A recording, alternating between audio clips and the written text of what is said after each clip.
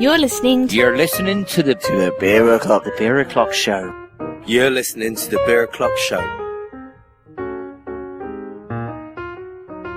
This is the Beer Nation, a collection of beer bloggers, writers and podcasters coming together to discuss the state of beer in the UK with particular focus on the last 12 months. My name is Mark from the Beer O'Clock Show podcast, and joining me are a table of people. First of all, my co-host of the Beer O'Clock Show, Steve. Hi, Mark. Roland from Steve and Roland's Beer Podcast. Hi, Mark. Daniel from Original Gravity Magazine and the OG Podcast. Hello. Sam from the Beertalkers. Hi. And Sam's co-host and our moderator for this afternoon's chat, Sophie. Hello. We have a number of topics to cover this afternoon, as well as a beer to taste in a little while, so without any further ado, I'll pass to Sophie to kick things off. Okay, so we've got a selection of topics to talk through. I'm very excited to be part of a beer collaboration. And you've heard of collaboration beers. This is a collaboration podcast. We've introduced ourselves. We've decided to leave the beer review to later in the show so that we don't bombard you with drunken nonsense, because we'd never do that. And we're going to start by really looking at the state of the beer nation, which I think was the idea that this all came out of, to look at what kind of a place Britain is for beer at the moment, this beer era that we're in. And let's start by considering if beer is actually in a good place. And I think I'll go to Steve first.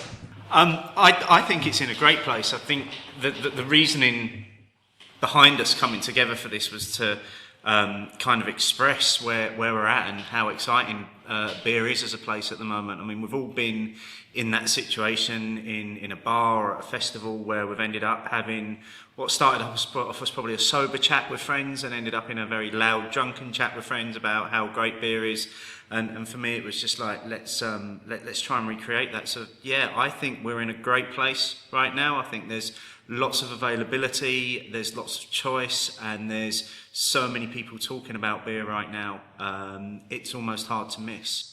So moving on to Daniel, I mean, you've started a beer magazine, and this is something that's been, I can't remember when we first met and discussed it, but you've put a few issues out now, so you must think it's a good place, beer is in a good place. It's been an amazing time, actually, and so it started Original Gravity magazine just over a year ago now, when we're just issue 7's out, just come out, and I've even seen it grown in the last year. It's just come on. There is a lot more interest, circulation's going up, the kind of the feedback that we get on Twitter. We all interact on Twitter anyway. It's just amazing time for beer, just a fabulous time. What about you, Roland? For me, we're in a really good place, and for me, the benchmark is all about how easy it is to get great beer somewhere outside the capital. I'm in London really rarely, and I'm actually from a small town in Staffordshire, and it's just got a Smith's in the last year or two. It's got some very exciting chain coffee shops moving in, and it's got a micro pub, and it's got a really good bottle shop. To be able to find that kind of thing, those kind of places, that's a really good sign. So I said I was going to be the voice of doom, actually, here. So I'll, when I speak now to Sam and to Mark to get their thoughts, I'll just try and inject some doom into this, because there's lots of issues that we'll talk around. The changes in the law for pubs is one of the things that I think might be a good thing, might be a bad thing. The new statutory code for pubs, which means the end of the beer tie, which should mean more pubs are free to sell different beer. Will that be a good thing, or will it just cause a massive beery bun fight? Or will it spread beer more out into the provinces? What do you think, Mark? From my point of view, I think losing the beer tie system would be really good. But then you do have to wonder, once pubs can start buying what they want, are they just going to go for the popular stuff anyway, because they want to obviously sell beer? So you're going to end up with the same beers in the pub anyway. They're just not the ones that they're being forced to buy. But I don't really know. I mean, I think at the moment I can go to my local boozer down in Eastbourne. the sort of pub that has a meat raffle on a Saturday afternoon, and I can get a pint of Punk IPA for £3.80. And this is a tied pub, so even though it's tied at the moment, the list of availability, the list of the beers that they can get is improving. And the landlord's saying to me, is like, the punters want that. They want to try new stuff. You know, especially pubs that are known as real ale pubs are quite happy now to start putting on Punk IPA and other, you know, craft beers and you know, just pushing the boat out. And I think that's a great thing. I think once they lose the ties, then that's just going to expand. I think the demand is there. I think I want to know, and I'll come to Sam in a minute. I'm going to try not to go to Sam first because I don't want to appear biased. But do we think around this table, and I'll start with Sam, that Wetherspoons is a dirty word? Because I think where we are, in a good place for beer. We're at a remarkable time for beer. When I started drinking beer when I was a teenager, you had a couple of choices on the bar, and really it was a bitter that was, you know, about 4% or maybe 3.7%, and a bitter that maybe was 4.5%, and that was about it. And I loved it anyway, but we are so far from that state of things now. And one of the things, I live in Paynton still at the moment, and one of the pubs that's brought decent beer, if you like, and brought that craft beer revolution, because I'm going to use that phrase, is the Wetherspoons. It's Wetherspoons in Paynton, and you'll always get something different in there. You can get Brewdog in there, you can get 6 Point cans in there, you can get Lagunitas in there. So is that a good thing? Or Sam, do you think Wetherspoons is in fact a dirty word? No, I have a soft spot for Wetherspoons. I think they're valuable for local communities, and I think also that they have a huge range of really good beers and local beers, which I know having spoken to local brewers in Croydon, that they appreciate the fact that if enough people ask for their beer in a Wetherspoons, the landlord is obliged to get hold of it and source it and stock it. The beer turnover in there seems to be pretty good as well, so generally if the landlord's good, then the beer is good quality. Breakfasts are very cheap. So no, they're okay. I don't like what they do to the pub buildings themselves. I think Wetherspoons, the pub atmosphere is usually not what I'd like from a pub. And I've been into many Wetherspoons where they've converted things like old cinemas or old furniture stores or banks and things like that, and they just don't really feel like pubs. I've always said actually what I'd really like is for Sam Smiths and Wetherspoons to get together, and Sam Smiths to run the actual pub building and Wetherspoons to stock the beer, and that way you've got the best of both worlds when it comes to cheap pubs. So yeah, I quite like them, but I don't go there out of choice. No, I think probably many of us wouldn't go there if there was somewhere a bit like a free house or a micropub or something to go to. Something we haven't mentioned in terms of beer being in a good place is beer and food matching. And obviously because of my sort of beer sommelier work, it's something that I think about quite a lot and I'm asked about quite a lot. Do we think that beer would be in a better place if people were doing more with beer and food matching? Steve, for starters? I think there are a few places that are doing it and are doing it really, really well. Two that instantly leap to mind are Bundobust and Friends of Ham in Leeds that do an incredible range of, from one point of view, Indian street food, and from the other point of view, meats and cheeses. And their beer selection is always amazing that goes with the food offering. Most decent craft beer bars would now have a fairly acceptable food offering as well. I don't think we're ever going to move away from your likes of your cheap meals and a pint in spoons. But I think again, it's for if you want the sort of thing, if you want that sort of thing, you can find it, and you may have to travel a bit to get there. You may have to pay a little bit more for it, but it is available. And I'll come to Roland next, because I'm with you on this, Steve. But I actually think that probably all of us round this table, because of what we do, are guilty of living inside the beer bubble a bit and thinking that things are rosier than they actually are and thinking that things are more widespread than they are. So I'll come to Roland and say, do you agree with Steve? And also going back to, and this isn't going to be like an endorsement for Wetherspoons throughout, but would it help if, for example, a big pub chain like that decided they were going to do something with beer and food matching and maybe put suggestions on their menus for what to match? If I'm honest, I actually think beer and food matching is good for us who are the geeks, and it really doesn't need to be pushing anywhere like Wetherspoons. Let's get people engaging with beer that doesn't taste bland. We haven't won that fight yet.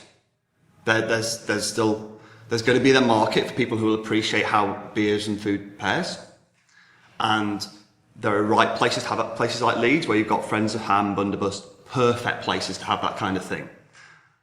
Trying to push that into across the thing, I think it's just not going to get appreciated, and we put too much effort into it. And again, when it goes wrong, it'll be disappointing. People devalue it and think that's not worth it. I'm not going to go back and try it because it didn't work. It wasn't particularly good. It wasn't noteworthy. I think that's one of those things. If it's going to do well, you've got to do it well and make people appreciate what you're doing. On the Wetherspoons front, I'm a kind of a big fan of Wetherspoons in an odd sort of way. Not them, in that I don't go there generally, but I'm going to use a coffee analogy. They are, like, especially coffee, we love Starbucks. Like, we don't drink there, we don't like it, but what they've done is they've made lots of people aware of what a good thing can be. Wetherspoons has done a fantastic job of getting more people to try different beers, interesting beers, sometimes locally brewed beers, sometimes your Lagunitas or your Punk, whatever it might be. And that's what beer needs at the moment. We need more people to try interesting stuff. And at the same time, that's also helping push other people along. So my local regional brewery is Titanic. Their pubs are very nice traditional pubs. They've always served their own stuff and some guests, typical bitters. They've started adding kegs now, and actually there's some really good beer in there. And that range, that stepping outside their comfort zone, I think it's because the likes of Wetherspoons have started to show that there's a market for that and other people are going to step up. So I think that moves us on a little bit on in our sort of list of topics to talk about the availability of beers, and I'll come back to Mark next as we look at that. Where I live in Paignton, and Paignton is in South Devon. It's Torbay. It's a coastal town. It's all tourist economy, etc., etc. Not much money going on. Quite a poor area. But I live between two locals. That one is 2 minutes walk and one's about 4 minutes walk. I don't drink in them, or I hardly ever drink in them, because they rarely change their beers. And one sells St Austell Tribute, Betty Stoggs, and Buckham. They're all okay. I don't mind a pint of Tribute. The other one is under new management. I go past on a regular basis while I'm walking my dog, and I look through the window, and you can't see me doing this because obviously it's a podcast, but I'm craning my neck and pretending to look through a pub window. I look through the window hopefully to see if they've got a different pump clip on there, and they so far they haven't. So we, my husband and I, we end up in the Wetherspoons. That's what we do. And that's going to be the last. If I try and say that word, the W word again, can somebody just slap my wrist? Because I won't. Otherwise, I'll bang the table every time. Oh, pardon? I'll bang the table every time. Yes, do that. And then, otherwise, we should be sending them an invoice for. But that's where we end up. So to me, that's my little backstreet area. And Paignton is so, such a beer desert. That I'm moving. I'm moving across the other side of the country, and I'm moving to Kent. So that's, for me, that's how I see the world of beer. Everything is going on in the city. There isn't so much going on in those kind of small towns, in rural areas. Mark, would you agree with my view, or am I talking out of my hat? Well, I'm obviously lucky enough to live in London, so I work 5 minutes from the Bottle Dog shop and the Old Fountain pub off City Road. There's always a selection. But if I go and visit my in-laws who live in Stowmarket in Suffolk, they have 2 pubs, and you might get Green King, and that's about it. So it seems like it's an odd one where actually the north's kind of a step ahead of the south. I think as soon as you get to kind of beyond Birmingham, even relatively small places, you're pretty confident of finding something that's where I'd want to go drink and I'd go have a variety. And actually most places I've been to, right up through like the Lake District and up into Scotland, there's lots of good places around. But everybody I know who's from kind of the south of England seems to be saying a different story. Yeah. I'm going to agree with that. I live in a small village in Essex with one pub in the village, and it's tied to Green King. Needless to say, I won't even go near the place because their view of, they have a number of pumps which have all got IPA on them, and then they have a guest pump which generally has Old Speckled Hen on it, and I just I make that face every time. I roll my eyes then, very much like a teenager. So yeah, for me, I no longer drink in my village. I would rather stay in London and have a good beer. So I think there's two factors that we need to bring into this as well. I live in Eastbourne. Again, there's no bottle shops. There's a limited beer selection, a couple of good beer pubs, and that's it. But I think the ease of which I can order beer online is really helping. And so I think that's one area. The second area is the increase of amount of beer available in supermarkets. It's a matter of fact that if I live in Eastbourne, I will have to buy beer online. I stock up when I'm in London, or I'll go to the supermarket. So I think it's interesting to see Marks and Spencer's expanded range, Waitrose expanded range, and across the board there. So I think in terms of being able to get beer outside of the capital or outside, the northern sort of powerhouse areas, northern beer powerhouse. You heard it here first. I just coined that. I think it's a great time to be able to buy beer online, but that's the only way at the moment. Can I put to you and put to the whole table, and then shortly we'll move on to looking over the last 12 months, because we've talked a little bit about where we are and the availability of beer. Supermarkets, nail in the coffin of pubs.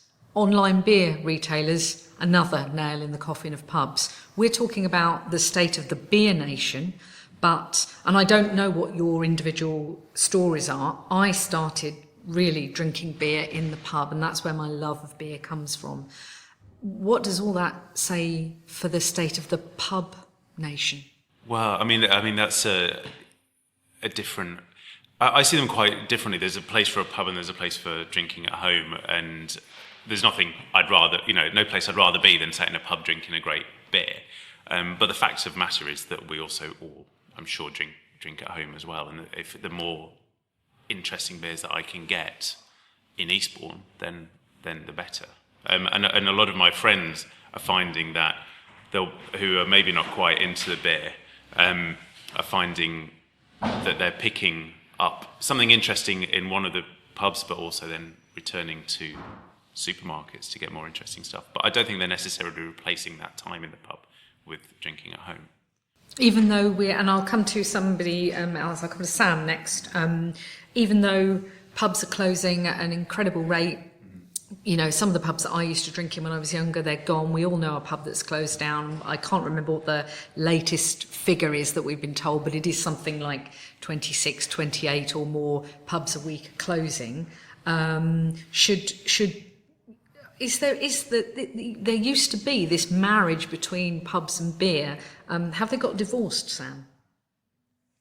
Only in as much as what we were talking about earlier, where pubs are tied to selling certain beers and they can't, get away from doing that. I think really what you'll see is that, and I think it's the same thing's going to happen with breweries. Is we've had a huge recently in the recent years a huge increase in the number of breweries. That's going to plateau, and then that's going to go down as the not so good breweries aren't doing so well. They're going to close. The same with pubs. I mean, are we losing valuable pubs? I mean, yes, some of them are community pubs, which is a shame that they're going. But if there aren't as many people going to pubs anyway, whether that's because they can buy cheap beer in supermarkets or they can buy their craft beer online, it's only going to be the unsuccessful pubs that close. So therefore, the market will be, I don't know. I don't know where I was going with that, apart from the shit pubs will close. That's the first swear word, so that's obviously a momentous occasion. If anybody wants to come in, just as I'm sharing and you're about to do this, if you raise your hand at me, then I can say your name and then people who are listening will know who it is that's speaking. Roland. There we are. I'm going to follow on straight from Sam, actually. I really agree that I'm not a fan of pubs. I started drinking at home. I like going to pubs socially with people. I don't particularly want to drink in a pub on my own. I don't enjoy the experience. I'd rather be at home with all the things that I like about being at home. So I go to pubs for two reasons. One, to be with my friends, or two, to drink a beer that I wouldn't normally get to try at home. And for me, the pubs that I have made an effort to go to are the ones that have stepped up. And maybe again, it's a north-south divide thing, but I find certainly where I am, there's far too many pubs. There's lots of pubs that are very empty most of the time. Even on like a Friday night, a Saturday night, there are very, very few people in them. Actually, we could stand to lose a lot of those pubs that aren't doing a good job. The service isn't great, the experience isn't great, the beer isn't great. And those pubs that are going to do a great job with the beer, they're going to benefit. And it's a twofold, because they're turning over that beer, they're making the money, so their cask is turning over quickly so they can keep it in good condition. They're going to do a better job with that beer. If we get people from a slightly wider area getting into that pub that is doing a really good job, then that pub is going to get better and better, rather than spreading that between lots of little ones that are going to struggle and not going to do a great job. So, and Steve? I think I'm largely going to agree with what Roland's saying there in terms of I kind of miss the social aspect of being in a pub, but if I'm going to go to a pub, there's got to be a reason for me to go there. So whether it's the beer, or whether it's the atmosphere, or whether I'm meeting friends.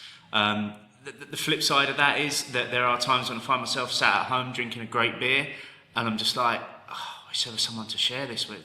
And I think that's where a lot of the time, and it's probably how all of us around the table have come to know one another, you've taken to social media and you're like, I'm drinking a great beer, and then all of a sudden you're into a virtual conversation with somebody. So I'm wondering if there's, to almost throw another question into the mix, is another nail in the coffin of the pubs social media? Has that taken away from the actual social interaction that people have in person now, and has it taken it online? I'd like to answer that, because that's something that we've discussed before in our kind of scathing, in the Beertalkers scathing edition of about social media. And I'll start by being probably even more scathing than Sam was in that programme, in that I just loathe seeing people on their phones, and I don't have a problem with people logging their beers on Untapped and other kind of apps and things like that, because I make copious notes. I'm just, I'm an old-fashioned Luddite. I've got notebooks and notebooks and notebooks and notebooks that you can't imagine, full of notes on beer, and I will annoy my husband by just saying to him, no, shh, hold on, I just need to write this down. So I write down when I've had a beer. But I like going to the pub to talk to people and to mix with people, and I drink beer at home and I like drinking beer at home, but I like the pub. And I think you could be right. Maybe people think they're in a virtual pub because Twitter is there and other things are there, and you can feel like you're talking to other people, but you will never convince me that is as good as going to the pub and interacting with actual people. And Daniel has a comment. No, and I think nothing beats drinking in the pub with your mates. I don't think you probably sit down and analyse it as much as you do at home, or at least I wouldn't. But I think in the same way that all of a sudden, when pubs were doing good food, they became destination pubs. I think the same thing is happening with good beer. So I will travel the other across town, or will pay for a taxi to go out to a place in the country that's going to do it. And it goes back to the idea that pubs that are selling good beer are going to become destination pubs, and the more people who are open to good beer or are exposed to good beer they're going to be the pubs that they're going to travel to. So, but I do think some are going to fall by the wayside, definitely. And I'm not saying that's a good thing, but I'm saying that there's going to be a handful of pubs that are thriving, and the ones in Eastbourne, there's 3 pubs that I could probably name that are serving great beers, and a couple out of town. They're doing really well, really well. Have we any more to say on this sort of element of the discussion because we've got a load of things to get through here, and I actually should have looked at when we started recording, so I've no idea how much time we've got left. Let's move on. So, Sorry, Steve. No, I was just going to say, I wonder if in terms of the running order of things, because of the discussion about social drinking, is now a good time to get a beer. Oh, what a great idea! Let's have a beer. Shall we do that? Are you thirsty? Let's do that, and then let's continue the discussion in a kind of fluid way. I definitely think we need to talk about beer quality, which is something, but then we need to maybe look at our review of the year, because we haven't got onto that and our highlights of the year. But yeah, let's have a beer. Sorry, yeah. Okay, so we've got 6.5 pints of Magic Rock. Salty tears. Cheers, guys. And we won't drink glasses because we might throw beer all over the equipment. Amazing. I love that beer. We've been able to get this beer, which we're going to kind of review and chat through because we're being hosted by a pub. What's the name of the street? How do you pronounce the name of this street that it's in? Is it Kynaston Road? Kynaston Road. I would have thought. Kynaston Road. We're in North London, we're in N16 and we're in the Prince, and I think Daniel... Stoke Newington. You arranged this? Yes. Yeah. So, they're very kind. They've got a great space upstairs, so they were very kind to let us use that. So a big shout out to the Prince in Yes, Stoke thank Newington you. because that's where we're recording this programme, and it's in a lovely space. So And cheers. A great selection on tap too. Cheers. So beer review. Who wants who's forced this salty old beer on us? Yes, who wanted to drink the salty beers? I haven't had it in ages, so I just wanted to have it again. This is my excuse. Have it again. So. Well, this beer is certainly one of my favourite of the year anyway, and it's a Goza, which isn't so common at the moment. Although maybe next year, no doubt, we'll have a headline that says the Summer of Goza or something equally. I think it's interesting. I mean, we're going to be talking about the quality of beer. I just think we all know and love Magic Rock, and they're doing a great job. And I think this is just one of those beers that really showcases what these breweries can do now. You know. I don't get to drink much of their stuff actually No, because I don't, but- being a soft southern Jessie living in the south, it doesn't get down our way. It doesn't, but now they're canning, then I would imagine we'll see a lot more of it. So We'll touch on canning when we look ahead and when we talk about beer quality issues. This is what's the ABV on this? 4.4 or 4.1? 4.1 or 4.4. Should be a summer day for drinking this though, It shouldn't should it really? be really, yeah.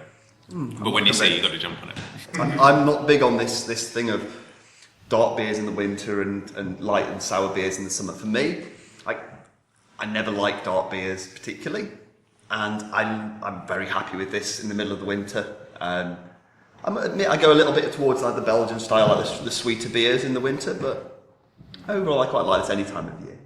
I think I like any beer at any time of year, but I do find myself drinking loads of dark beers in the winter, and I don't know why, but this Yeah, I is certainly do. in an early... I find myself craving them.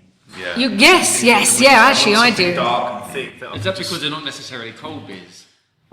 Possibly, but I feel like I go through like a beer hibernation in the winter where I've got to tuck myself away with these dark beers, and then as soon as the lighter evenings start coming through in the spring, I'm suddenly craving golden IPAs again. It's really strange. This is the kind of beer that makes me, I think I might have said this in an early edition of the Beertalkers, makes me feel like I should be wearing a long white floaty dress and tossing my hair and sitting in a pub garden and overlooking a field of poppies. That's how I tend to drink this beer. You're very unlucky to miss out on that mental image. So. We'll have the photos online now. Skipping through Stoke Newington later. Is this one of those beer styles that if you're not a beer geek, a beer anorak, a beer aficionado, a beer enthusiast, whatever you want to call it, is it one of those beer styles that people would be frightened of? I think that they would be frightened of buying it. I've written this in the magazine before, but occasionally I work near the pelt trader in the city, I don't work in the city. My God.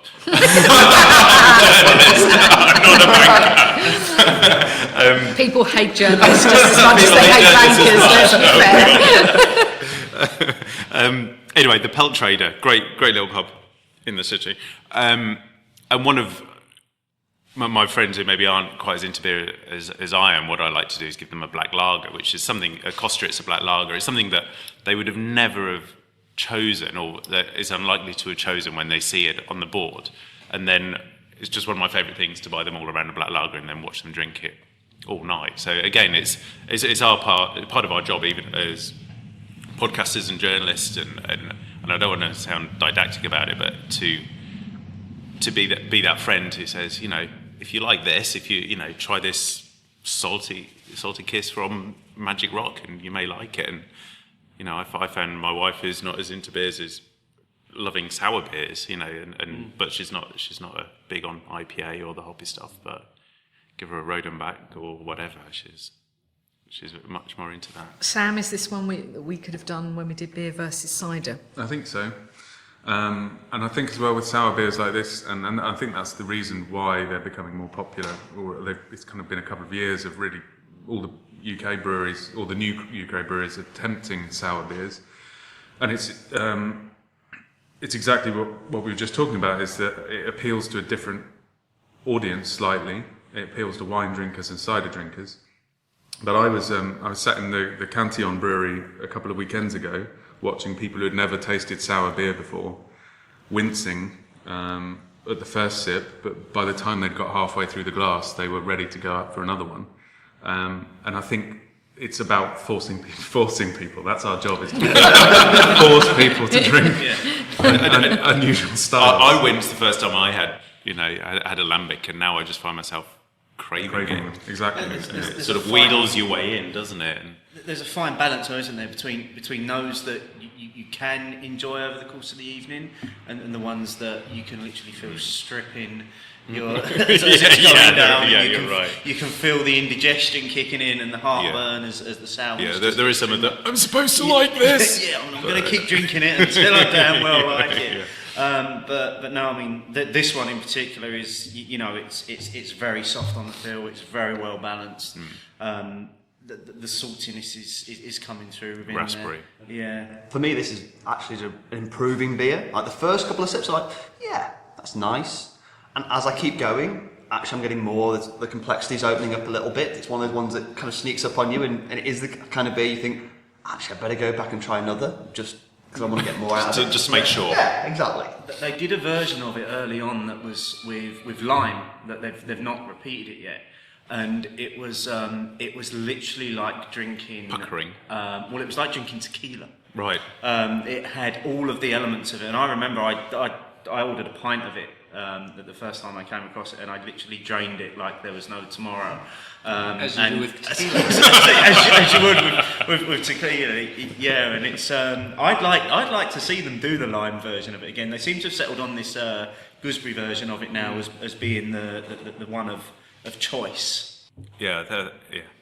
Does anybody else really want some goat's cheese now, though? Because that's what it's just kind of woken up for me.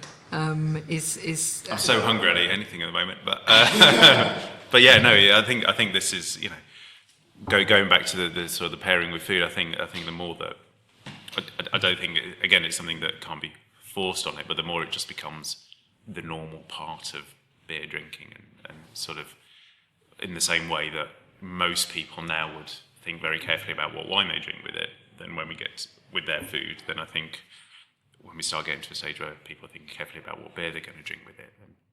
Just going back to the sour thing, this isn't very sour, is it? It's not No, because I was just, people talk about the, so they call it your lupulin threshold, I think is the expression that I'm reaching for, and about the hoppy beers you drink, then the more hoppy beers that you want. And I'm just, and maybe this is just not so sour, but to me, I'm just kind of thinking, the whole sour beer thing, these beers don't seem so sour anymore, and I'm just wondering whether that's a thing. Yeah, well, the thing with hops, and I think the same thing with sour, is that not just that you tend to get used to wanting bigger. But at the same time, your perception is based on what you've had. So if you start, I took Steve out for a drink the other day, and I gave him Cannonball for the first drink at the pub. And he said, that's lovely. What have we got next? And everything else was like, it wasn't going to be hoppy enough for him.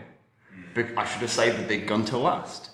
But if I'd given him one of the Mallinsons or something that was on, would have been lovely and hoppy as a first one. And again, like, this for me is quite restrained as a sour, but it's there. If we'd had, I think, a pint of bitter or something that was without that first, we'd be going, whoa, that's got a good punch to it. It's the fact that we're coming at it fresh. I'd have to question why you'd want to move on from Cannonball. just stay there all night. Yeah. So we're enjoying a drop of Magic Rock's Salty Kiss. Do we all like this beer? Yes. Yes. So we're talking about the state of the beer nation, and it's time probably to have a little bit of a look over what's happened over the last 12 months. And I think maybe I'll just go round the table shall I go round randomly? Shall I go round in order? Because probably this is the thing that I've done the least preparation for at all. The last 12 months? What is that? I'm going to start with... I'm not going to start with Sam because he's just gone, no, not me. I'll start with Mark. I'm gesturing to the others for a reason. Well, I'll because I can pick out something that's quite important, and therefore I won't be thinking after five people have already said something. But I think the big news, which we'll probably get out of the way quite quickly, is the InBev and AB InBev and SAB Miller takeover, merger, what have you. They are going to be called apparently Newco, which is which fabulously Orwellian, and I think completely, will turn out to be a joke, and they're probably just having a joke on us. Well, I mean, is it a joke on us anyway? Well, I mean, now they say that one pint in every three will be brewed by this company. One of the companies that are within this as well is Meantime. And I think, and this is happening at the same time as Lagunitas was kind of sucked up by Heineken as well. So just to go back a step for anybody who doesn't know, a few months ago, we're recording this in November 2015, a few months ago, Meantime were bought out. Meantime, London brewer, pioneer of craft beer, if you like, announced that they had been sold to SAB Miller, or SAB Miller as some like to call it, and then a couple of months down the line, then there were rumblings of AB InBev of Belgium, massive company, were going to take over SAB Miller, and we've just learned that is happening, and as Daniel was saying, 1 in 3 pints is going to be made by this new co. They're going to control a third of the beer market. Yeah, and I think my take on it, and I'm going to declare an interest because we're going to be working with Meantime next year, but before I knew this, my take on it was that, as we mentioned before, we could be in a bit of a beer bubble. We know what's going on. We know what's happening. As far as the end consumers, concerned, then a pint of Meantime still a pint of Meantime. And as far as I'm concerned, then there's not been any drop in quality, or I don't see any no staff layoffs or any of that kind of thing. So it's kind of. It's whether or not is Lagunitas all of a sudden going to taste rubbish? Unlikely. Now it's owned, partly by Heineken. Well, or is it just fair that the man behind Lagunitas, whose name escapes me just at this moment, it's fair enough that he can make a profit out of having created a wonderful brewery, a wonderful beer, and if he wants to sell a big share of it or all of it to a big multinational, he can sit back and go, right, I can retire now. I'm a beer genius, everyone loves me, now I've got the money. It was with that particular thing that he had previously gone on record and said, I would never sell my company to one of the big boys, and then at the first decent offer, he was quite happy to. And that's what a lot of people from within this beer bubble that we keep talking about took real issue with. I look at it as if this means that more of their beer is going to get to more people without a dip in quality, that's got to be a good thing. We're Surely. going back to Wetherspoons for the very last time. We're looking for sponsors for the next show. Yeah. I'm kidding. Is that you can get a bottle of Lagunitas for £2.89 at Wetherspoons, and again it goes back to that: the more broadly available it is, as long as there isn't a dip in quality, then frankly I don't have a problem with But it. what does it mean? And I'll open this up. I know you've got something on your mind, Roland, and I'll come to you in a minute. But what does it really mean in the grand scheme of things? Here we are in Britain with 1,500 breweries, or whatever the number actually is now, because I think I was saying that before it was that, but we might have gone over that now. All these microbreweries, and we'll look at beer quality, because I think that is a massive issue in the state of the beer nation. But you want to buy local beer. You get somebody like Garrett Oliver from Brooklyn Brewery, obviously a massive, massive brewery, telling you that drinking local is a good thing. If you've got a massive beer company like this Newco, AB InBev, Sab Miller together, Heineken as well, massive, taking over small breweries, does that mean that the drinking public, the beer loving public, are being deprived of drinking local? Because even if the brewery is local, it's not owned by a local person anymore. It's the money people are in charge now. And is that Roland? Have you want to come in on that, because you're about to come in? Yeah, I think that we're not losing local connection. Actually, we're miles ahead of where we were not long ago in terms of that option. If you think about the 60s, 70s, how often could you drink something that was brewed down the road from you? How often, if we push into the 80s and 90s, what was the chances of going into a pub randomly in this country and finding something that was brewed locally? Very slim, I would say. And yes, some of those bigger places are going to get taken over. And actually, that's not entirely a bad thing. They've done well. They've built a market. And what we're seeing is that the big breweries aren't saying, now let's take that market share back. They're not even trying. They recognise that market share is gone. That is an established market for different beers that taste different. So we'll buy out a small brewery that will do that for us. That's the thing, that they're not trying to say, come back and drink Heineken, drink Carling, whatever. They're saying, no, look, you're not going to drink this, so we'll buy somebody who will produce beers that you will drink. So there's not a risk of a repeat of maybe what happened in the 70s, 80s, I might have my decades wrong there, with the buyout of small regionals that were then just closed down by the people that have bought them. Is that something, and I'll come to Mark on this, is that something that could be a risk? Are we going to, because I've always thought that, these big guys they're on the run from craft beer, because craft beer is taking, sales of craft beer, if you want to call it that, are on the up. Sales of traditional mass-produced beer are going down, and they always look, these big companies, like they're terrified of that. So is it a threat? Could we see that? They might just decide, they'll just kind of go, right, well, we've had our quick buck out of them, and then they can just be shut. No, I think I'll echo what Roland was saying, is that they're seeing a market demand for styles of beer that perhaps they're not able to, or willing, within the existing structure of their company, to produce. Their existing brewery isn't on that side of innovation, whereas if they can just acquire a smaller brewery that is doing those types of beers, that's filling a market need, they're getting a piece of that market, and they're not necessarily going to close it down. My concern would be they buy those breweries, and then that's where that brewery's innovation and growth stops. They now have that catalogue of styles, and that's all they ever do forever and ever. That would be my main concern. But other breweries will come up to fill that need, because there's always going to be people who are wanting that independence and the ability to shift on a dime and change their styles or introduce new beers. I've got a question for all of you, but Steve wants to come in. It's just on the final point that you made there. I suppose a lot of it comes down to what are their intentions of just buying up brands, because a lot of people, and myself included, have been very complimentary of the way SAB Miller have looked after the Pilsner Urquell brand. Now, that's a beer that's now more widely available in the UK than it ever was before.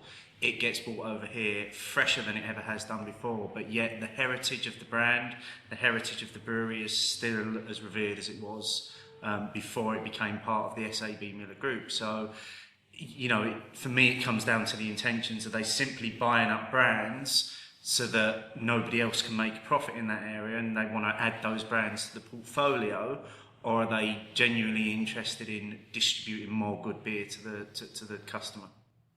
Being a cynic, I'd say that it's all about money, and it won't be a lot about what's brought us round this table. The question I want to put to you is about one of the other things that's happened this year is Bateman's Brewery from Lincolnshire. They are from Lincolnshire, aren't they? Edit that bit out. Bateman's Brewery from Lincolnshire announced that they were going to cut production because they felt they were being out-competed by smaller breweries that get small brewers relief. If you brew less than, I think it's 60,000 hectolitres of beer a year, you get a tax break and you don't have to pay as much beer duty to HMRC. And Bateman's have scaled back production so that they can get small brewers relief. Will we see, in the light of the AB InBev takeover, will we see a lobby that is looking to adjust that small brewers relief, and how is that going to impact us? Because that small brewers relief has got a lot to do with the breweries boom in the UK. Well, just to note, actually, I'm probably not going to express an opinion on this one, but they aren't the first. There was one of the Scottish breweries, and I can't place my finger on which one for a moment, did get to that limit and said, actually, we've got the orders to expand, but we're not going to because it costs so much money for us to scale from where we are to be able to get profitable again that we can't afford it. You need a huge injection of capital to kind of jump from below that threshold to some point where we're going to be profitable again. Sam, do you want to come in on this? Because you've been quite quiet for a moment. Well, I guess it really depends on where those breweries are in their kind of the business, the lifetime of their business, and whether it makes sense for them to do that. I mean, are they going to lobby to get rid of the is that what you were asking? I just think it's something that could happen, and maybe I said I was going to inject doom, and I would be the voice of doom. And the thing is, I think that and before we came on air, I'm saying that kind of thing.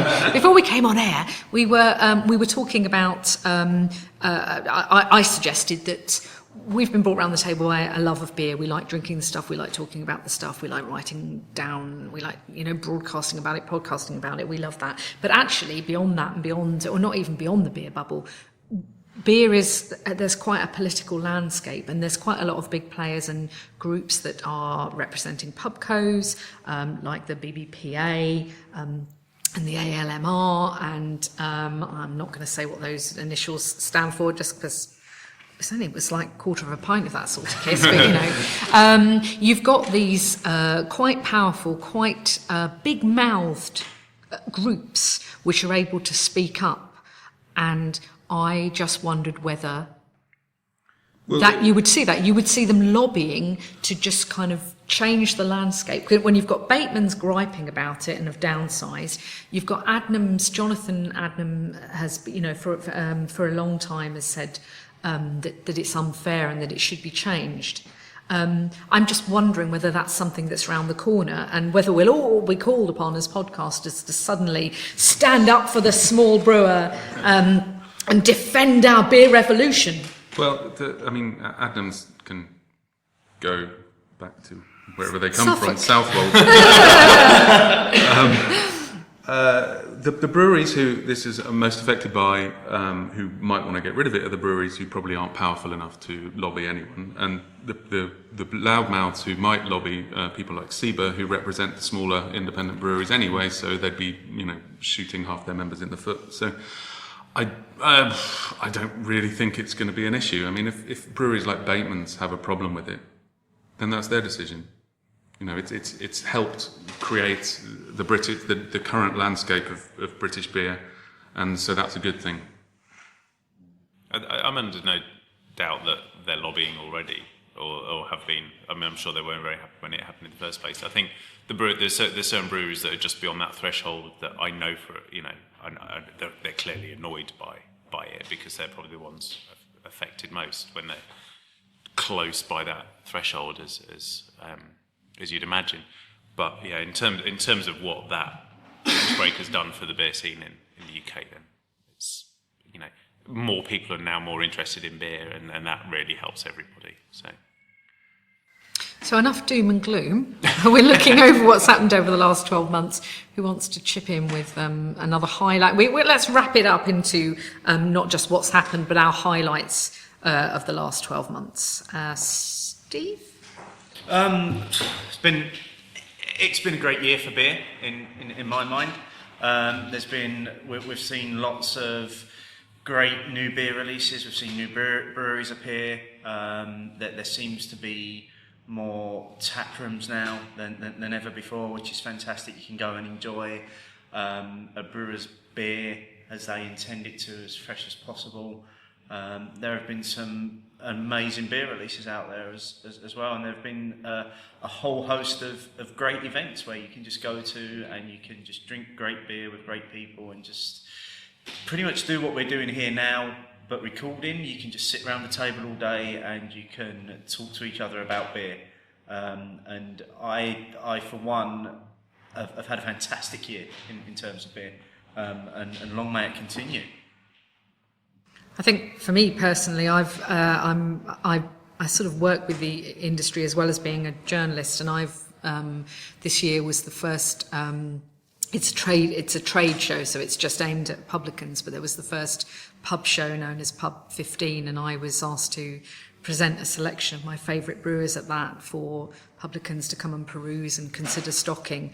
And that was a really interesting experience, and I'm going to be doing it again in 2016. And for the second year, I worked running a beer section, another trade show at the London Wine Fair, where amongst wine buyers and restaurateurs and people from hotels, there's a lot of interest in getting good beer into those places and getting the right kind of beer from small producers and very high quality stuff. And I think those are all quite recent things, so I think that's how my year has gone. It's showing that there is beer markets beyond the pub that we were talking about. Anybody else got any comments on the year in beer, Roland? I think I'm going to throw in that what's really interesting is we've seen a couple of breweries open up this year which are specialising. I think that's really interesting. So Chorlton Brewery would be a great example, specialising in sour beers. I can't imagine a brewery opening 2-3 years ago that would have specialised in sour beers. Like, having one in the range was a bit shocking. Having a range that was predominantly around that. In the US, you've got a few breweries that specialise in wild yeast and Brett and that kind of thing. I think we're seeing a marketplace that's kind of maturing, where actually there is a need for breweries to say, I want to differentiate myself from the other small brewery down the road by doing one particular thing, and that's good for us. I think it's innovation, isn't it? It's what we're seeing breweries and brewers constantly innovating in terms of the way that they put their product out. So along that sort of thing, not far from where we are now, you've got Howling Hops who've opened up the UK's first tank room, where you can get their beers straight from the tanks, as fresh as you like, from that brewery. And again, 2-3 years ago, you would never have seen that coming. And more tap rooms as well, more brewery tap rooms, where the whole landscape, where there are all these sort of political arguments going on about tied houses and pubcos, more and more breweries seem to be going back to, right, well, we're just going to open somewhere where we can directly sell our beer to the people that want to drink it, because they're not going to take that chance that it might not be stocked by a pub. And just ask the breweries down in Bermondsey, I've heard that they make one of them makes half of their profit on a Saturday, and they sell, they do pretty well on by opening their tap room. Bermondsey is a special case because there's a lot of breweries all in one strip, and people tend to join them up and have a good day out. But it's. I've also seen recently, as I say, I live in Essex, and down the road from where I live is Malden, and they've got there's a couple of small breweries that operate just outside of Malden, and one of them, Mighty Oak, have recently opened a tap room in Malden High Street. So this is a very small brewer that have now opened up their own tap room in the town that they serve to get their beer directly out to the punters in that town. And I think that's a fantastic thing to see, that we've got more breweries keeping it local by saying, you know what, we're going to take a punt on a tap room, but we're going to open it up in our town or our village, and we're going to serve our people first of all. The new local, isn't it? I mean, the new. Yeah. We're seeing a new era when it comes back to being able to drink local beers. But beers from around the world has never been more abundant. Yet there's still we all live near, no matter where, in which part of the provinces we live in. There's always there's a new local brewery. I'm lucky enough to live next to Harvey's, one of the older breweries in the country, and also Burning Sky. You know, very new, very good. Lucky me. Two contrasts. The year in beer, we need to hear from Sam, who looks on the verge of pronouncing. Well, no, the only thing I was going to say about the year in beer is, well, first of all, the Howling Hops tap room was a great experience, or is a great experience. But it seems like this is the year that canning beer is finally working, and the quality is there, which actually justifies that packaging method. I could see some faces. Cameron pictures there. Well, I used to work in a brewery where the canning. This was a long time ago, but the canning, it was all pasteurised, and you ended up with cooked beer. Recently, some of the beer I've tasted in cans, probably prior to this year, was tasted oxidised and flat. But I have tasted some beers this year in cans which have blown me away. So it feels like we've reached the point where the quality is actually there to can beers without pasteurising them, but to have the quality when it's poured into your glass or straight into your mouth. I'll just issue a disclaimer in that I have done a little bit of work for More Beer, but I was only doing the work for them because I love them so much, and they have joined that can revolution, but they've put in their own state-of-the-art canning line and have really invested in it because they're very concerned about the quality of putting beer in cans and the problems. And there has been problems. I have spoken to brewers who have had tremendous problems with canning, and I think we need to be careful exactly how we express ourselves here, because we don't want to inadvertently libel somebody. So I do think we need to be careful on that front. But the quality's gone up. But for me, I've still had some cans that are quite duff and look like because I don't drink it out of the can. Who drinks it out of the can? On the train? On a train. but on a train. But It's otherwise, somewhere where you shouldn't be drinking. I pour it into a glass, and even on a train, or maybe a plastic cup, so I can see what it looks like anyway. Because I don't like drinking out the can unless I absolutely have to. And looks at least one can look like somebody had fed the fish with the kind of big lumps of kind of stuff like floating around in there, presumably yeast. That's the downside of it for me. But then for me, the More Beer, as I say, my disclaimer is I've done some work with them. I couldn't believe how good those cans tasted. I did. I mean, they looked beautiful as well when I was shown them. I did, almost a little bit of wee because I was so excited at how good they looked. And then I tasted the contents, and it was just stunning. So votes for beer cans. Let's come to Mark after we've. What do you think? Beer cans. Yeah, beer in cans. I think it's great. I mean, obviously, Beavertown have knocked it out of the park with the quality of their beers in their cans, and in the feel of the cans as well. They feel so nice. I like beer in cans. So there you go. So, I mean, That's there's no doubt that it's a great receptacle for beer, but I do still think we're on the learning curve for a lot of breweries. I mean, there are. To select a handful by not exclusive, but Camden Town, Beavertown, and Four Pure have all invested in very similar systems, and they cost an awful lot of money. So they would be the first to kind of hold up, warn that this isn't it isn't going to necessarily save you money. It's a big investment that I think some smaller brewers might not always. Can you put a figure on what they cost? Have Six you been figures, yeah.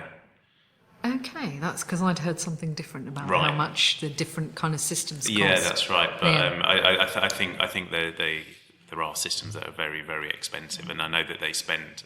I mean, Dan Lowe, one of the brothers who runs 4Pure, said in Original Gravity that they spend loads and loads of money on their quality assurance, and he's kind of worried that some of the breweries that may not have that money or may not be able to invest quite as much are going to give cans a bad name, or just they just need to be wary about that process, and wary about putting beer in cans.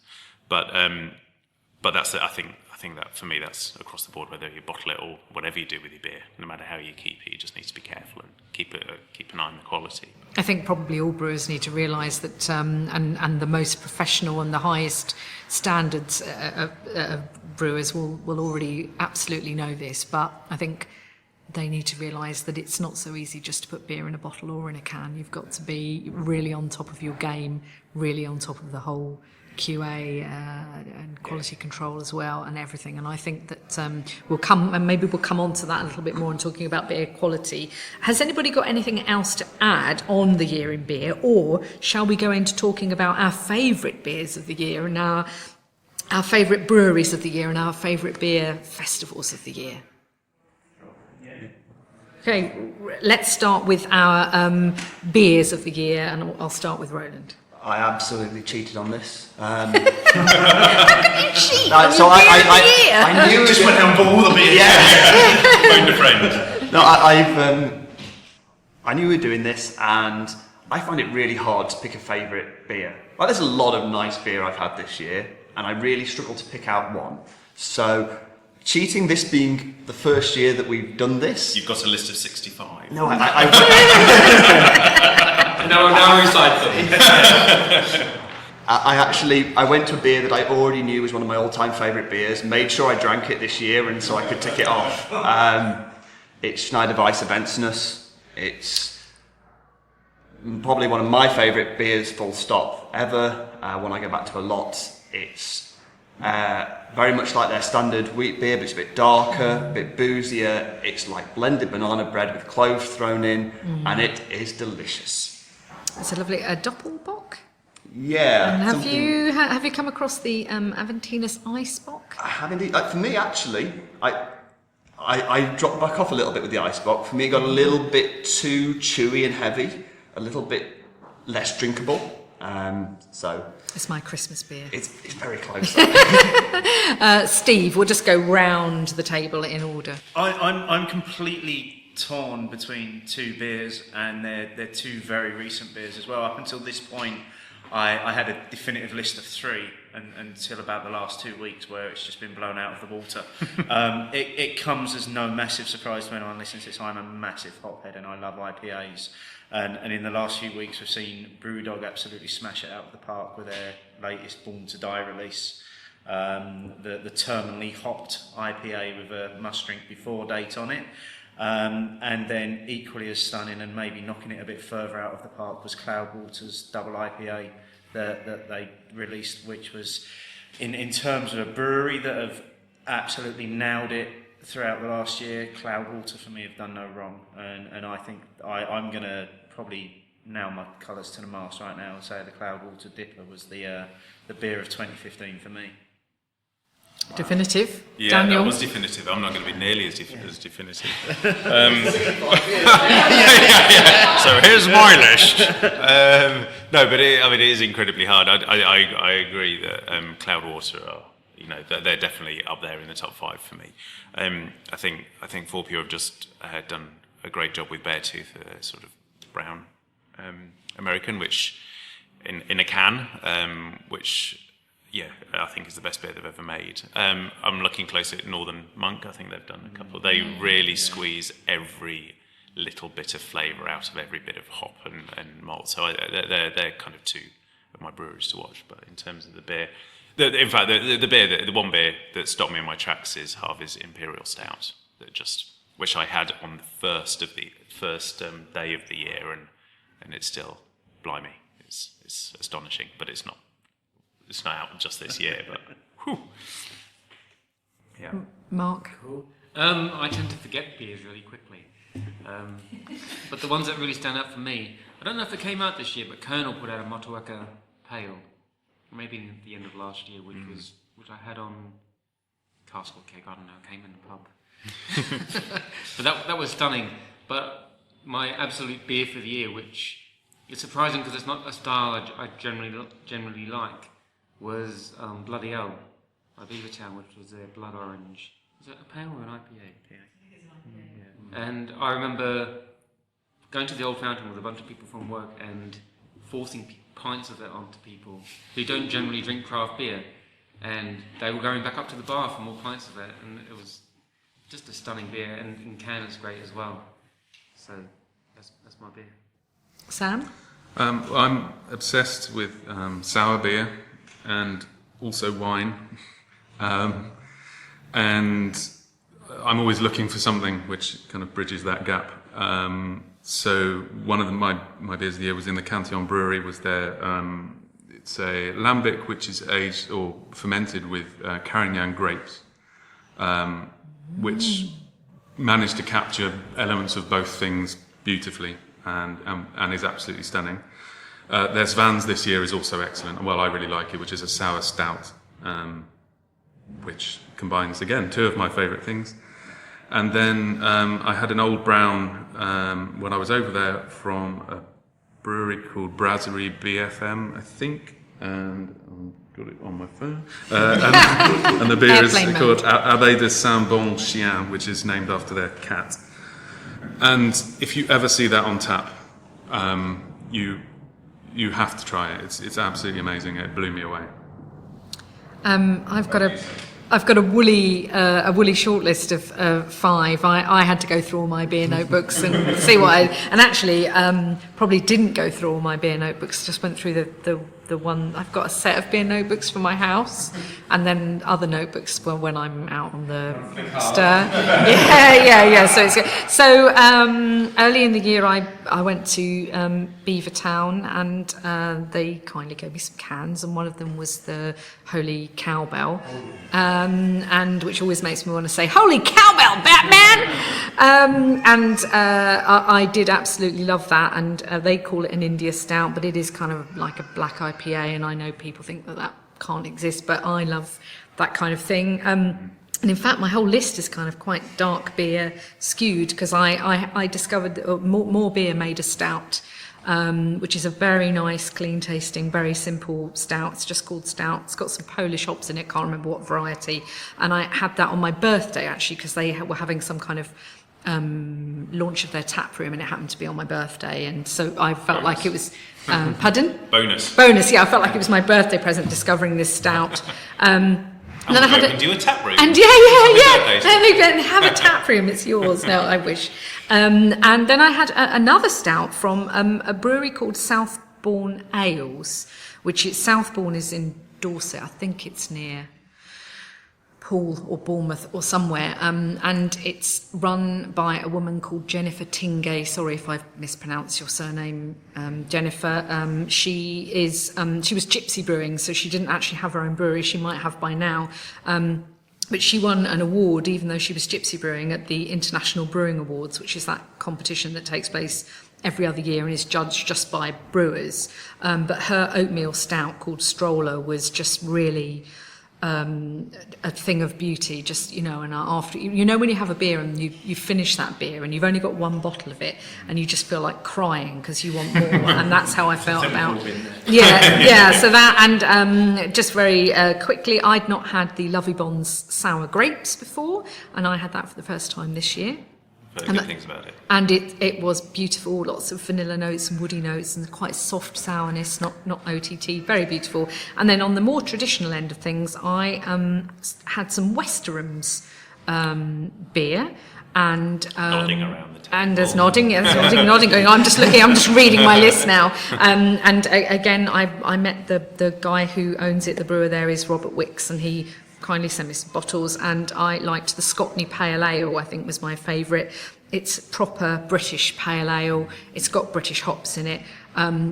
It's lip-smacking bitterness. It's just very traditional. None of your modern fangle dangle American hops, which I also love, but none of that malarkey. And the good news about it is his beers are gluten-free. So if you're one of those people out there who's a celiac or has a wheat intolerance or that kind of thing, he has uses deglutenized barley in all of his beers, or pretty much all of his beers. Check the label, obviously. But that was lovely. And I can't probably, I don't know, maybe the Beavertown. Well, also really interesting about Westerham, they use an old yeast strain, which is a dual yeast strain before they started cleaning up, which for me really makes it stand out. That yeast character is really interesting. It's a very exciting brewery. So that's our beers of the year. Sorry, I couldn't, I'm just terrible, big list of 65 beers. How about our brewery of the year? And I'll go around the table, I think, in the opposite direction, hopefully in the sort of spirit of fairness. Sam, brewery of the year. I'm probably going to jump in ahead of other people who might pick these ones as well, but Moore for their cans and also because their beer is wonderful. And Burning Sky have really blown me away this year with everything they make. I've been impressed with everything I've drunk from them from the beginning. So that's my two. Mark? I'm just going to choose one ahead of Stephen, which is Cloudwater. Just because I say this to Steve all the time, but for me they just suddenly appeared on the scene. Especially because I get a lot of my beer information news from Twitter, and suddenly they were all over Twitter. Which, they hired a good social media person, obviously, and the quality of their beers is great as well, and I love their branding, and they just seem like a brewery to watch. They're definitely impressed upon people this year about the quality of their beers and what they're capable of, so I'm looking forward to what they come out with next year. Yeah, well, I think Cloudwater has been a masterclass in how to start a brewery, and they created just about the right amount of hype before they released something, and then they were in danger of over-promising and then just came out with amazing beer. So yeah, that was a great one. I also echo Burning Sky, another favourite of mine. And a new one I was up in Sheffield recently is Stansell Brewery. I think I want to watch. I think the guy was something involved with Timmy Taylor's. I had a pint of Best. I'm rediscovering Best at the moment. And there was just an amazing Best out Stansell Brewery. So that's my little brewery tip. I'm going to echo Cloudwater as one of two.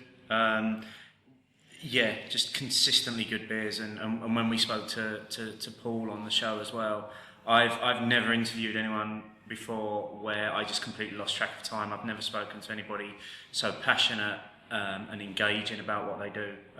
Everything they've done has been bang on this year, and I think the challenge for them is going to be maintaining that now over the next 12 months. So they're one of mine. And the other one for me, a brewery that are just producing consistently good beers and bringing out great new beers every time, is just Buxton Brewery. Every beer that I've tried of theirs this year has just been astonishing, and they are well up there for me in terms of their beer production. Roland? Yeah, I'm really lucky. So I start with a disclaimer. I'm lucky enough to get to come across through my work a couple of breweries, all of whom were strong contenders for this, which are Weird Beard, Buxton, Mad Hatters, and Anarchy. And I therefore discounted them on the basis to make my decision easier if I ruled them out. Actually, I'm going to go for a pretty small brewery I haven't had much from, but probably two of my favourite beers this year, Cromarty. So, based up in Scotland, they've done I've had two foraged herb saison type kind of beers from them this year, and they've been two of my favourite beers. And managing to forage some herbs and make a beer that is incredibly well balanced and complex with it, to me, shows a huge amount of craft. I think they're going to go a long way, and I think we're going to see more of them moving beyond that in the future. Sam's already said more beer, and I probably just go on about them too much. And between two breweries for me, one Cube Brewery, because it's run by somebody who I knew more than 20 years ago, who was a friend of a friend when she was at university, and we used to go drinking, pints of real ale together. And I think that was probably when he was starting to really get into real ale, and we ran into each other a few years ago, and he was sort of talking about how he'd like to start a brewery, but he wanted to go and spend some time in other breweries and do some work experience, and he'd managed to get some time off work to work out whether he could make this work. And he has started his brewery, Q Brewery, very traditional and trying to use lots of British hops.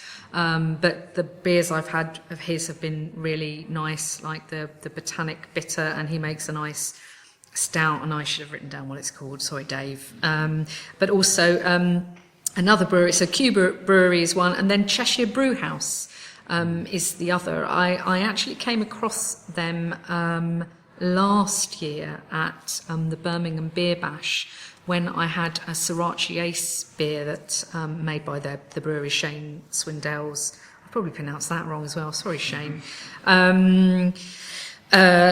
And it had this incredible woody, vanilla, really sort of hit you in the face kind of thing. And I thought, is it barrel aged? Is it what's going on here? And then he was at the event, and I accosted him and said, "Is your beer meant to taste like this?"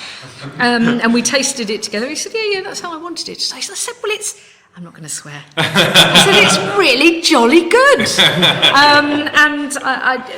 He makes some traditional stuff, and he does some sort of specials like Smokehouse Porter, very beautiful, and some barrel-aged IPAs. He makes one called Govinda, which is British hopped. But I think he's one to watch, actually, Cheshire Brew House. So him... Sounds good. Two good tips there. Two good tips, hopefully. So... beer festival of the year, and I'm going to start somewhere in the middle of the table for this. I'll start with Daniel. Someone who's had a child this year hasn't really been to that many beer festivals, if I'm honest. You've actually had a child. How did you do that? Sorry. Wonderful technology these days. I think Indie Man Beer Con is just a great place to be, and a great place to try new beers, and lovely atmosphere. So that's probably my tip of the year, the Manchester Independent Beer Festival. And then I'll go to Steve next. I've been to a few this year, and I've been to ones at every end of the spectrum. I think from those that have felt like a nightclub selling beer to those that have been in a pavilion at my local cricket club. I think I might have been at the one that was like a nightclub selling beer. Yeah. Name and shame. The one at the local cricket club was amazing because it was all just local beer, and it's probably the one beer festival that I've got the most drunk at this year as well. Therefore, was the best. I staggered out of that one. Can't remember what it was like, but you're sure it was brilliant. Yeah. But no, just to echo what Dan says, this is going to come as no surprise to our listeners. Indie Man all the way is just for me. It's becoming a masterclass in how to do a beer festival. It ticks so many of the boxes. And I, as much as I keep recommending and advocating that the people should go, I worry that I'm eventually going to do myself out of a ticket because they sell out pretty quickly. Yeah, so many people will end up going. There'll be no tickets left for me. It's kind of that mould breaker, isn't it, that introduced the whole mixed dispense thing. So it wasn't just a real ale festival anymore. It was keg, it was bottle, it was cans. And they even had that little mobile canning guy there this year, sort of doing. You could get your own cans done. Very busy.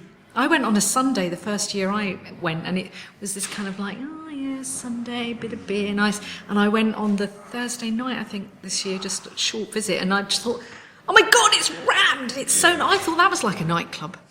So if there's one that's more like that, there's one that's much worse than that. No, it wasn't. It's not my thing. So it's not a Roland. I guess for me, Indie Man is a strong contender. As I was chatting to Steve at the event, and we agreed it's stepped up again. They've definitely improved it. It was actually for me a little better organised, a bit more quiet this year than, maybe not quiet, but you were able to get around a bit more. I think they're getting better and better, and I really enjoyed it. I also didn't get very drunk because I spent too much time chatting to people. I'm going to say that the one that's going to get my vote is Birmingham Beer Bash, which I did get very drunk, and that is purely a reflection of the. Responsibly. Yeah, and that's purely a reflection of what was there. You know, there was so much stuff there that I wanted to try. Good friends to talk to, good people there.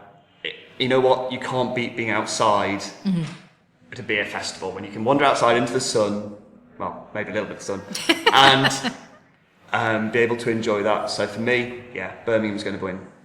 Shall I do mine next, and then and again, a disclaimer, because I do work with these people, but for the last few years I've been privileged to sort of help with the PR of something called Kent Green Hop Beer Fortnight, and it always kicks off with a beer tent at Canterbury Food and Drink Festival, usually the last weekend of September. And I love going to that. It's such a friendly, it's all green hopped beer, so made with fresh hops that haven't been dried. All the breweries in Kent make one, so it's all local beer and it's all green hop beer, but there's always a big variety of stuff, and there's so many people there just so into beer, all talking about it, which they are at all these other festivals that you've mentioned as well, but it feels more traditional, but it's got that kind of modern aspect. And I'm usually working when I'm at it, and I have to be, but then again the work is I have to drink the beers and write about them, yeah. But yeah, so I really like that, so that gets my vote, and then I'll come to Sam. I haven't been to any beer festivals this year. It's been a strange year for me, but I can echo that the Kent Green Hop beer festival at Canterbury Food and Drink Festival is brilliant. I've been the last 2 years in 2013, 2014. But I can also recommend, and if anyone's listening, they should do this, who enjoys travel, is to take a trip to Brussels, get a cheap deal on the Eurostar, and just go and drink beer in Brussels, because it's one of the greatest places to drink beer in Europe. A lot of people hate Brussels, but if you're into beer, the beer bars are wonderful. The breweries, of which there are only a few, are excellent and welcome people to go and visit and have a look round. And beer is really cheap. You can curate your own beer festival. You can curate your own beer festival, and you can walk into a supermarket there and buy triple hop for kind of €2.50 or something like that, which is just unheard of in this country anyway. So yeah, there's my tip. A beer festival whenever you want it. And Mark? Like Sam, I don't think I've been to a beer festival this year. Did we go to one this year? Yeah, we went to one this year. It's a test now. A little bit like a nightclub with beer in it. That's right, yeah. I generally don't like beer festivals very much. One with the noise, but also choice paralysis is a real problem. It's like I want to try everything to the point where I end up trying hardly anything. I understand that. I quite like going with somebody else, and what do you want? You choose. But it's like we went to the Great British Beer Festival last year or the year before. I went with Steve, and honestly, I think I had 5 or 6 things, despite the vast range of. I love real ale, I love craft, and it's like I don't know what to try. So I would much. I've got a beer shelf at home with a shitload of beer I haven't drunk yet, so I may as well just stay at home and drink that instead. Beer festival around yours then? Is that what you're saying? help you drink that beer. All listeners invited. What's your address? Kidding. I'm glad you said that, actually, because I think that sometimes find that beer festivals are really overwhelming, and I'm somebody who's been to hundreds and hundreds of very noisy gigs over the years, and I don't really go so much now, but I used to go to lots of very, very noisy gigs. And drink beer at them, and sometimes, and then go in a mosh pit and that kind of stuff. Not too much beer, and never beer in the mosh pit, because I think that's stupid, because it gets thrown all over the place. You're either going to drink it or you're going to throw it on the floor. Don't throw it on the floor. It's not right. Anyway, but beer, noisy music, and beer, 2 separate things for me. It doesn't, the nightclub scenario and even the noise at Indie Man was too much for me. So we've been through our beers of the year and our breweries of the year and our beer festivals of the year, and we're going to start probably wrapping up. We'll start wrapping up the show, and we'll be looking now at what next for beer in the UK. And I'm imagining that we'll probably be picking up on some of the things that have happened that we've already talked about. And the thing that I would like us to begin with, if everybody's okay with this, is talking about beer quality and how much of an issue that's going to be going forward in 2016. And I will come to Mark first. What do you think about beer quality? Is everything rosy and fine, it's all perfect? Or is it less than perfect, and how concerned should we be?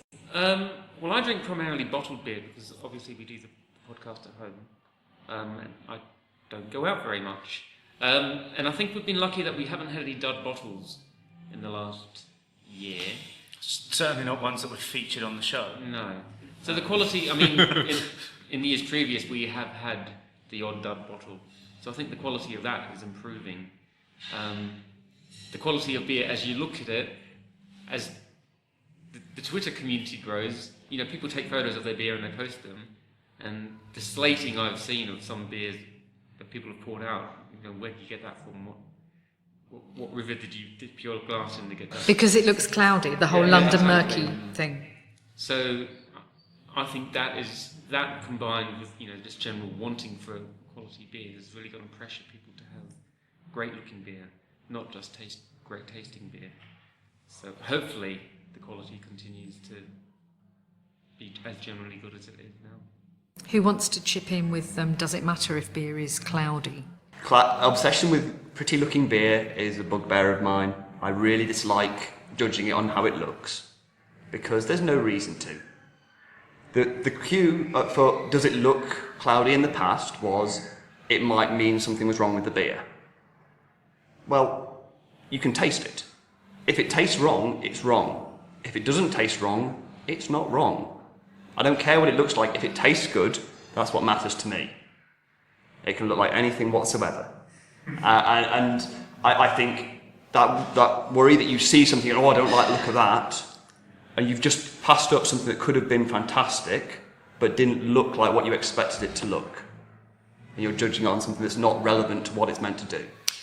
I'd like to come to Sam, if you, as somebody who's worked in the sort of quality aspects in a brewery. You've touched on this. People are hung up on this because in the past, if you were given a pint that was cloudy, that was off. Don't touch it, don't drink it, you'll end up spewing your guts up in the morning. Don't go there. It would also taste of vinegar, so I'm with you on that as well. The yeast thing. Yeast's perfectly safe. Let's drink lots of yeasty beer where it's floating in our glasses. Sam, discuss. I can't stand the last inch of a bottle-conditioned beer. I can't drink it, and it gives me a dodgy tummy. So when it comes to yeast, I have quite strong feelings. Working in a brewery, I mean, this was a long time ago. It was in 1998, and it was I was quality control of the cask filling, and yeah, they used isinglass to fine their beer, and they always dropped right. So it really was at that time an indication of bad lines or an off beer if it was cloudy, or you got the last pint of the cask, which is not very nice at all. So, but now, yeah, things have changed dramatically, and I'm happy with a cloudy beer, as long as it's not the last one of a cask or the lines are infected. So yeah, I agree with Roland. And somebody else, please chip in. How do you know now that it isn't the last one of a cask or the lines aren't infected? And I mean, because that's the thorny issue. I'm with Roland on that. You know, you shouldn't kind of go, beer can only be crystal clear, otherwise we don't want to drink it. That's you know, a bit of haze, not a problem. But I don't really want to drink a pint of soup. No, and I think that's down to, again, going back to our pub conversation about the good pubs keep good beer, but just to kind of frame it all in a wrapping up kind of way, I think that in terms of the quality of beer, then there are more breweries than ever before. There's never been a better time to drink beer, you know, in our lifetimes. And what needs to happen now is that we need to help people with a framework of understanding that beer, you know, this abundance of beer. You know, we all go to beer festival and we get a bit, you know, like can't see the wood for the trees or what have you. That we, you know, where possible, we can provide a framework to understand where all this beer goes in. And I think part of our role as beer communicators, I'm going to regret saying that. Yeah, when we keep reminding you about it.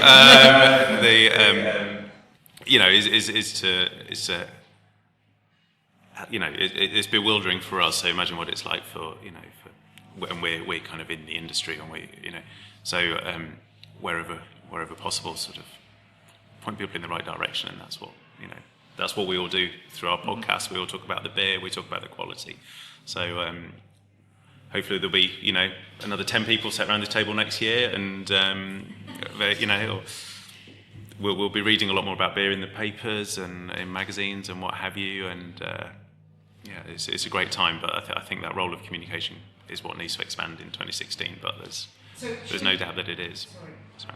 Shall we wrap up by each going round and saying something about the year ahead, and just reminding people what our podcasts are and that kind of thing?